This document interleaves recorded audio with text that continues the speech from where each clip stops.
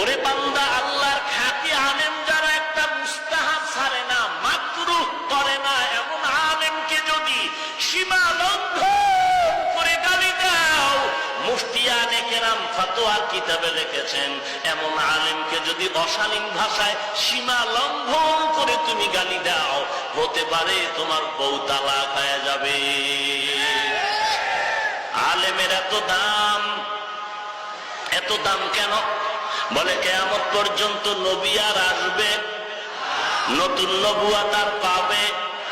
কিয়ামত পর্যন্ত রাহমাতুল লিল আলামিনের কাছে যেই কোরআন হাদিস রেখে গেলেন উম্মতের কাছে, আমার নবীর এই কোরআন আর সুন্নতের দায়িত্ব উম্মতের কাছে পৌঁছায় দেওয়ার দায়িত্ব ওলামায়ে কেরামের।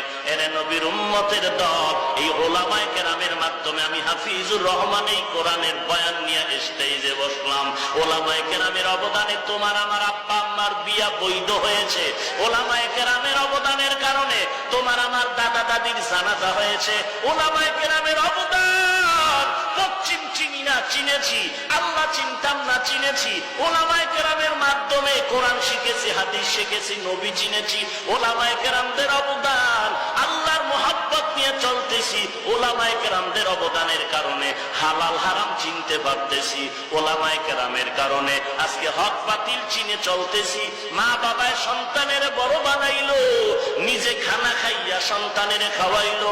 সন্তান আমি হাঁটতে পারি না, আব্বা আম্মা হাঁটা শিখাইলেন। আমি কথা বলতে পারি না, আমার মা বাবা আমাকে আলাদা সময় দিয়া দিয়া কথা শিখাইলেন। আমি খাইতে পারি না, আমার মা নিজে না খায় আমারে খানা খাওয়া শিখাইলেন। আজকে বড় হওয়ার পর সন্তান যদি বলে মাও চিনি না বাবাও চিনি না, সবাই বলবে তোর মতো নেমক হারাম বেঈমান আর হতে পারে না। যে আলেমের মাধ্যমে আল্লাহ চিনলাম, নবী চিনলাম, কোরআন চিনলাম, হক বাতিল চিনলাম, আজকে যদি কোনো বেঈমান বাতিলের পক্ষ নিয়ে সেই আলেমকে বলে চিনি না, তোমার মতো নিমক হারামে জগতে আর কেউ না। তোমাকে আমার একটা পরামর্শ, কপালে যদি তওবা করার সুযোগ নাই থাকে, মরণের আগে ওসিয়তনামা লিখে যাও। সন্তানকে বলে যাও, আমি আলেম ওলামা দেখতে পারতাম না, আমার জানাজা কোনো আলেম দিয়া দিবি না, কুকুরের মতো চাপা মাটি দিয়া রাখবি। ইয়া আইয়ুহাল্লাযীনা আমানুত্তাকুল্লাহ, ভয় করব কাকে? আর জোরে বলেন। এই ভয়ের নাম তাকওয়া, যিনি ভয় করেন তার নাম মুত্তাকি।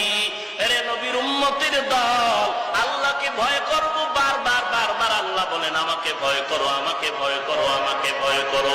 এরে নবীর উম্মতের দল, দুনিয়াতে সবাই ভয় করে যে ভয়ঙ্কর সন্ত্রাসী তাকে।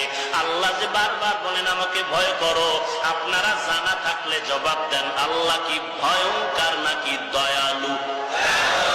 বুঝা শুনে বলেন, কেমন দয়ালু?